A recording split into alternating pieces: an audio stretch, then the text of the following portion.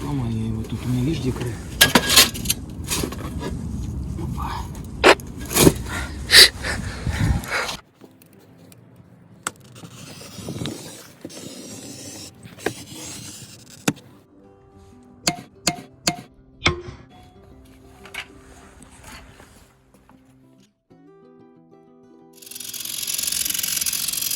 Дорогие друзья, здравствуйте! С вами сегодня трубочист Алекс.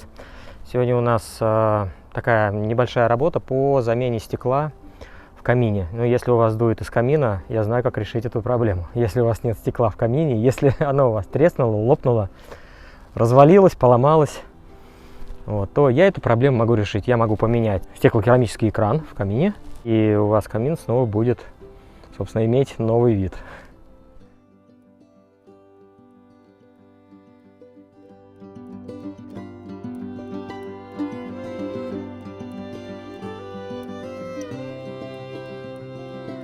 Так, друзья, все, мы закончили, значит, замену стекла в камине.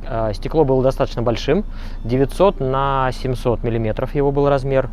И с трех сторон стекло открытое, снизу две подпорочки и верхняя планочка. Это то, что держало стекло. Достаточно интересная топка, но мастера, которые ее устанавливали, единственный момент, они не установили с топора. Поэтому стекло, чтобы поднять и опустить, понятно, что можно ручкой. Ручка неудобная немножечко. И стекло не фиксируется.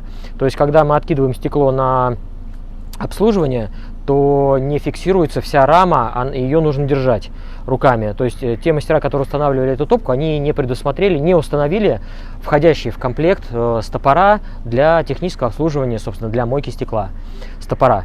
Вот, это очень плохо, но топка устанавливается уже очень давно. Французский производитель, заказчик сам не помнит, я как бы не могу так тоже определить, но я понимаю, что крепеж должен быть.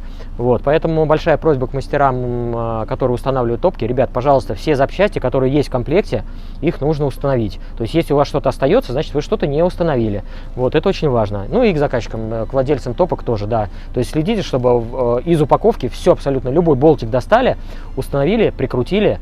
Вот, и в таком виде уже вам потом сдавали объект. Вот, ну, спасибо, что были со мной, спасибо, что смотрите меня. С вами был трубочист Алекс. До новых встреч, пока.